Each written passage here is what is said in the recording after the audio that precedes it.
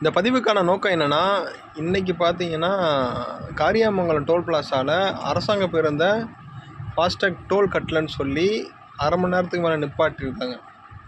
பயணிகள் பொறுக்க முடியாமல் அதில் ஒருத்தர் ரொம்ப கோவப்பட்டு அவரோட சொந்த காசை கட்டி அந்த டோல் பிளாஸாவை பாஸ் பண்ண வச்சுருக்காரு. அது ரொம்ப வாக்குவாதமும் ஆயிருக்குன்னு வச்சுங்களேன். எனக்கு இன்ன வரைக்குமே தெரியாது அரசாங்க பேருந்துக்கெல்லாம் டோல் ஃபீ உண்டுன்னு. எனக்கு என்ன சந்தேகம்னா, நம்மளோட வரிப்பணத்தில் இயங்குகிற நம்மளோட சேவைக்காக இயங்குகிற ஒரு துறை தான் போக்குவரத்து துறை. எனக்கு தெரிஞ்சு ரொம்ப நஷ்டத்தில் இயங்கிக்கிட்டு இருக்கு அப்படிங்கிற மாதிரி நம்ம போக்குவரத்துறை அமைச்சரும் ஒரு அறிக்கையில் சொல்லியிருந்தார். இப்படிப்பட்ட சூழலில் ஒரு பஸ்ஸுக்கு குறைஞ்சபட்சம் பார்த்திங்கன்னா மினிமம் ரூ.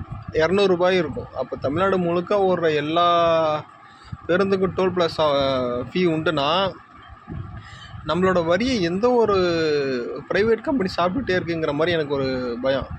இன்னொன்று என்னென்னா, இன்னொன்று 70ஸ்லேயோ அந்த ஈஸ்ட் இந்தியா கம்பெனி வந்த மாதிரி கார்ப்பரேட்டுக்கிட்ட வட்டி கட்டுறதுக்கு தான் நம்ம கப்பம் கட்டுறதுக்கு தான் நம்ம இன்னமும் இயங்கிக்கிட்டு இருக்க மாதிரி ஒரு பிம்பம் இருக்குது.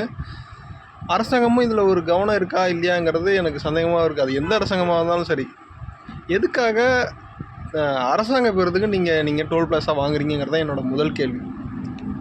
தனியாருக்கே வாங்கக்கூடாது குறிப்பிட்ட ஆண்டுகளுக்கு அப்புறம், ஆனால் அதை வாங்குறீங்க. அரசாங்க பேருந்துக்கு நீங்கள் எப்படி இந்த டோல் ஃபீ வாங்கலாம்? அரசாங்கத்துக்கு தெரிஞ்சு தான் நடக்குதா, தெரியாமல் நடக்கிறதுக்கான பாசிபிலிட்டிஸே இல்லை.